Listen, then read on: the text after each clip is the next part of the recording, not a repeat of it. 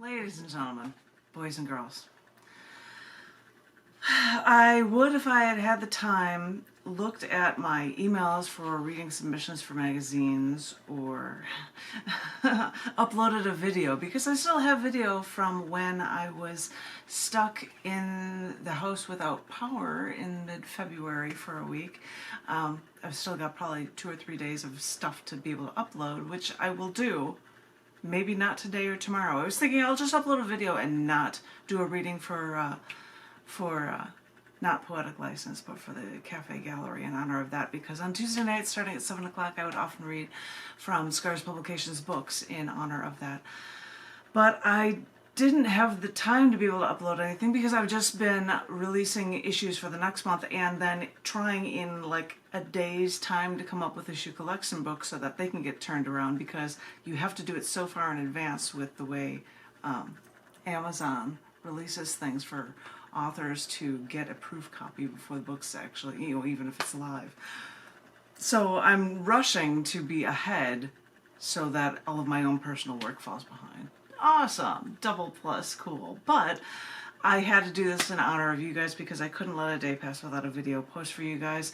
I thought I'd do a video upload from YouTube, but I don't know if I will have the time today or tomorrow for that, so you get a live feed today. So hi, ladies and gentlemen, boys and girls, on behalf of the open mic that I ran in Chicago for over half a decade, originally at the cafe on Tuesday nights, starting at 7, and then on Wednesday nights at the Gallery Cabaret, where I gained the name the Cafe Gallery.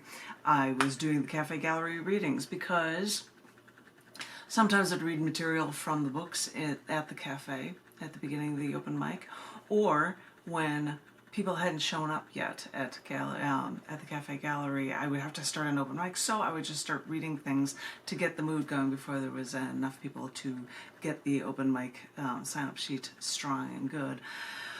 But in the past, this year and the end of 2020, I've been reading things from issue collection books or issues of CC&D or Down the Dirt or Scars Publications collection books, but I thought for the rest of this month I would read select poems from a book that was not published by me. You can see back there that there's a stack of them because I had to buy these issues. They're 15 bucks each, but they are from cyberwit.net, a publishing group in India, and they asked to do a book of mine. So I am very, very thrilled that I have this book that is titled Eternal Never Ending Now. Sorry, it's a privilege and an honor, and it's very humbling to have people on the other side of the planet from another press asked to do a book of yours. And so in light of that, I bought copies at 15 bucks a pop. If you want to know anything about it, you could find them on cyberwit.net. I believe this book might be on the main page for it actually right now, unless you did a search at cyberwit.net as well. You can also go to janetkuypers.com, and I made a point to put a big link for this book in the front with links to cyberwit.net as well as my own page of listings of all of the poems that are in this volume. This book has poems from 30 years. 30. It has the ending poems in the book. The first poem I ever wrote, that's the last poem in the book, and right beforehand is one of the very recent poems that I'd written 30 years later that is titled You Have No Idea. I believe I read that one on Zoom host John F. McMillan's suggestion as book readings in honor of this book at the beginning of my Poetic License open mic this past Sunday. So there are live feeds of me reading that from this book for everyone, and there will be YouTube video uploads coming from it as well. But I thought I would read material that I didn't expect to be reading to people because they are well-known pieces, as I've got a lot of pieces that cover everything from all sorts of issues. So I thought I would go with ones that I have read before, and some of my Chicago cohorts might know them, or at least know this one, I believe. I know I've read this for Buddha. I remember that. I believe Oz Hardwick had even read this at the open mic before. Maybe Esteban Colon, I'm not sure. I mean, like, people would read these things, so I'm going to read this one. This is a second poem in the book, and it's titled Last Before Extinction. Now he has so many opportunities. He has nothing to lose. Why not come out of the wilderness, attack everything it sees, kill something, suck the blood out, make him feel alive once more? Let them try to restrain him. He has nothing to lose. And for now it can fly to the highest redwood, look over the world, despise the world that left her alone, leaving her alone. Who will care for her when she is old? Who can carry on their name? Who can she read bedtime stories to? Now I can feel death creeping upon him, closer and closer. He wants to scream. He calls upon nature. The tides rise, earthquakes shatter homes. He does not feel vindicated. He is lost. And for now, she can swim to the deepest, darkest cave in the Pacific, hide from the solitude, swim lower and lower. Can she find where all the other animals of dying species hide? Can she find them? There must be others. Maybe they can understand. They can live together at the bottom of the earth. Could they show what is all the pain from their species, share what is left of their love, create a new race? Soon they will be no more, and we will be taking their bones, reassembling them, studying their form, rebuilding their lives, revering them more than we ever did in life. This is what it all becomes. This is what it all boils down to. Study the bones. Study the mistakes. Study the bones. You know, ladies and gentlemen, boys and girls, I have to check the time. Oh, it's only 5:10. I might read one more poem for you guys because I would do that and read a number of pieces from CC&D on Tuesdays, and on Wednesdays I would read for the first 10 to 15 sometimes if I started right on time before open bikers came, like Joffrey, who was always the first on my list, Joffrey Stewart. And my sidekick Bob Brashko would be there, but now you go to see places with regulars like Jerry Pendergast and stuff. And I love the fact that when I moved away, Dave Getchik was able to take over, and I hope that that open mic still continues on even as Poetry at the Gallery Cabaret when the quarantine times are lifted and we're no longer living in having to mask ourselves, COVID times for all. But in honor of that, I thought I'd read the third poem in the book. I have read this before for a television show in Texas. It is slightly different from the original version, but I know Chicagoans know of this poem from being read from one occasion or another. I've had this in a number of shows as well. I hope you guys like it, and it is the poem Everything Was Alive and Dying.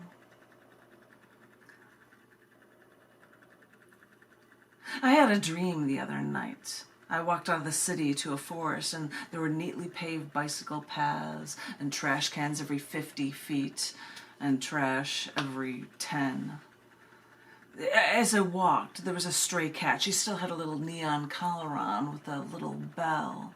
As she walked a few feet, stretched her front paws. Oh, she looked so darling. And then she just walked right up to me and she said, "Thank you." And I said, "For what?" And she just looked at me for a moment. Her little ears were standing straight up. And she said, "In some countries, I'm considered a delicacy." And I said, "How do you know of these things?" And she said, "When somebody eats one of you, word gets around." And then she just looked at me for again, and she said, "And in some countries, the cow is sacred. Wouldn't they just love to see how you humans prepare them for slaughter, how you hang them upside down and slit their throats so their still beating hearts will drain out all the blood for you?" She said, "Isn't it funny how arbitrary your decision to eat meat is?" And I said, Don't put me in that category. I don't eat meat." And she said, "I know." And then I woke up in a sweat.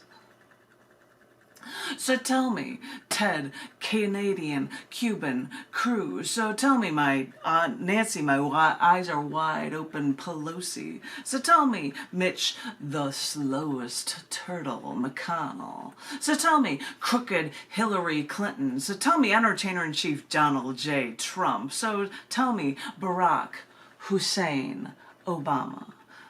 If you woke up from that dream, would you be in a sweat too?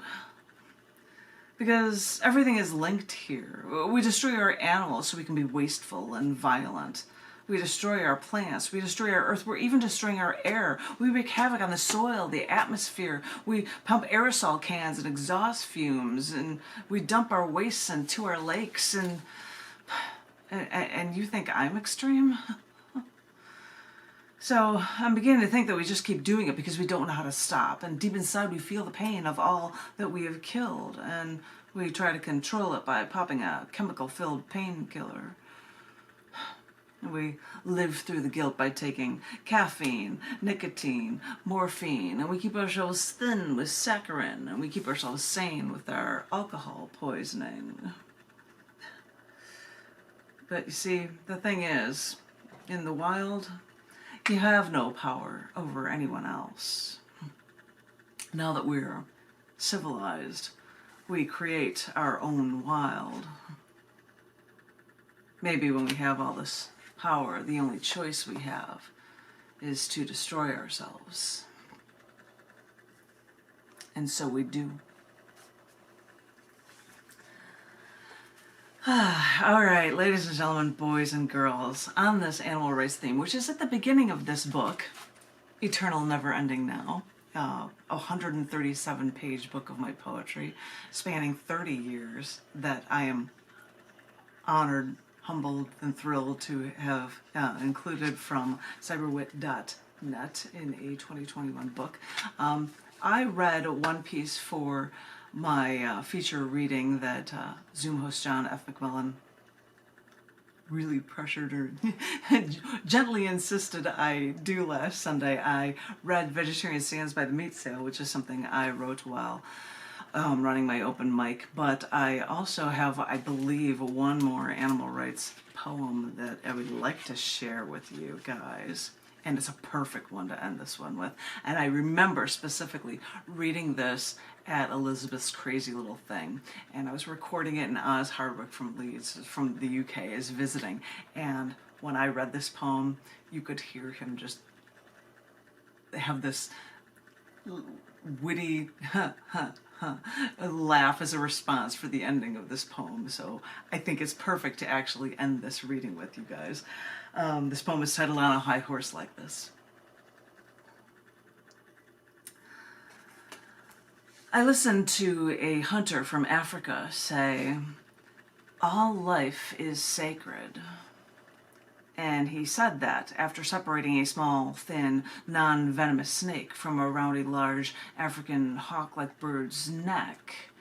Because, you see, that bird attacks snakes, but that snake couldn't eat this large bird once it died. That would have been a senseless death.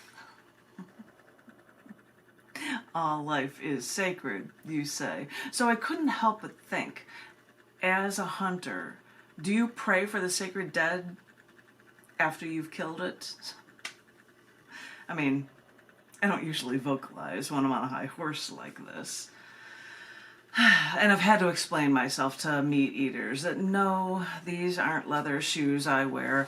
I'm a vegetarian, though I still have to feign a smile and commiserate with those men eating slaughtered animal. Because, you see, I'd look like a fool for having beliefs that because people don't want to hear about a moral choice that might be different from their own. I mean, we're Americans, right?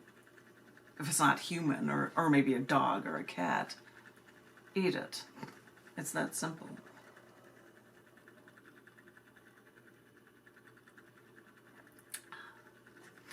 But I married a hunter, a Marine who served our country, and he told me that every time he killed an animal, A part of him felt a regretful twinge of pain when he killed his prey.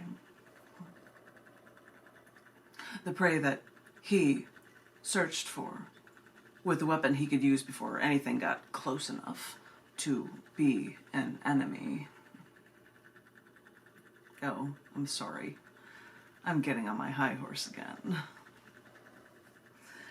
It's just so convenient that people can now just get their kill from the grocery store without having to get any blood on their hands. Anything to stop everyone from thinking about what they're doing. Because I've heard that killing something makes you feel something. And I thought